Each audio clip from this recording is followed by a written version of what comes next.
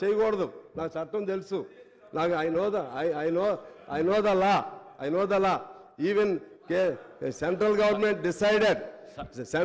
decided to put any case against any person.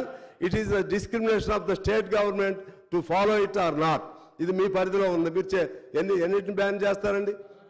26 organisations ban చేశారు. అని మాట్లాడొద్దా? ఏం చేయొద్దా? తీసేయాలి. ఓపా చట్టం ఫైట్ చేయాలి వాళ్ళు కూడా. నేను అంటున్నా ఓపా మీద నేను వాళ్ళకే చెప్తున్నా. మీరేనండి ఎటు చూడాలో నేను చూస్తాను. ఆగండి. నేను అనేది ఏంటంటే మీ అల్టిమేట్ మీ వైపే చూస్తాను. వీళ్ళు డైవర్ట్ చేస్తున్నారు.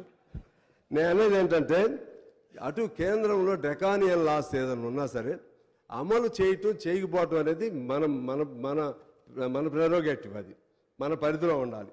అది జాగ్రత్తగా ఉండమని చెప్పి నేను మీ అందరికీ కూడా మనవి చేస్తూ ఉన్నాను. అదే పద్ధతుల్లో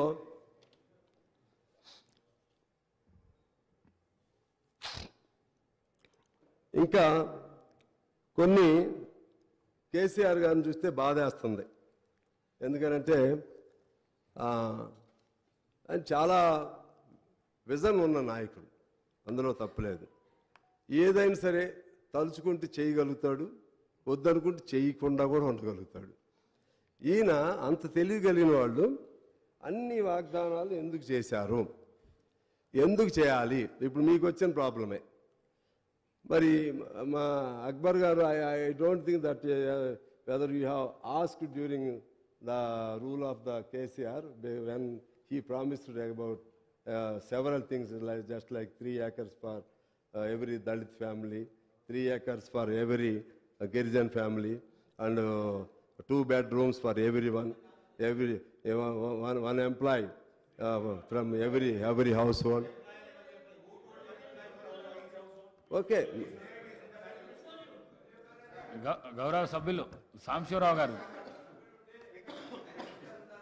ఓకే, మాట్లాడండి, పర్లేదు. కాంగ్రెస్ పార్టీకి మిత్రపక్షం అయితే సంతోషం. కాంగ్రెస్ పార్టీకి అనుకూలంగా మీరు మాట్లాడండి, మేము కాదనన్నాము. ఎందుకంటే మీరు కలిసే పోటీ చేసినట్టు తప్పులేదు. కానీ ప్రతి ఇంటికి ఉద్యోగం ఇస్తామని ఎక్కడన్నా చెప్పినామా? మా మేనిఫెస్టోలో ఉందా? నేను ఐ ఛాలెంజ్ ఎవరన్నా ఎక్కడన్నా మేము ప్రతి ఇంటికి ఉద్యోగం ఇస్తామని స్పీచ్లో కానీ మేనిఫెస్టోలో కానీ మేము ఎక్కడన్నా చెప్పుంటే చూపియండి. నేను I'm ready for the challenge. కానీ ఎందుకంటే అంటే అనవసరంగా ఇట్లా స్వీపింగ్ రిమార్క్స్ గతంలోనే ఎన్నికల టైంలో ఇదే కాంగ్రెస్ పార్టీ నాయకులు బయట చేసినారంటే సరే బయట చేసినారు, రాజకీయాల కోసం మాట్లాడి ఉండొచ్చు. కానీ సభలో మీరు అట్లా గౌరవనీయులైనటువంటి అనుభవజ్ఞులైనటువంటి సాంబశివరావు గారు మాట్లాడడం కరెక్ట్ కాదు. మీరు గవర్నర్ ప్రసంగం మీద మాట్లాడండి, కానీ అక్బరుద్దీన్ ఓవైసీ గారిని ప్రశ్నించడం, ఇంకోరిని ప్రశ్నించడం సరి అయింది కూడా కాదు. You please speak on the governor speech. అంతే తప్ప మీరు ఇంకొకరిని ప్రశ్నించడము, స్వీపింగ్ రిమార్క్స్ చేయడము, మేము చెప్పని దాన్ని చెప్పినట్టుగా మాట్లాడడం అనేటువంటిది మీ వయసుకు మీ అనుభవానికి తగింది కాదు.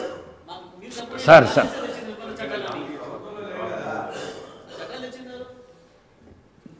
My learned friend had just asked me a question whether I have raised the issue about the land to be given.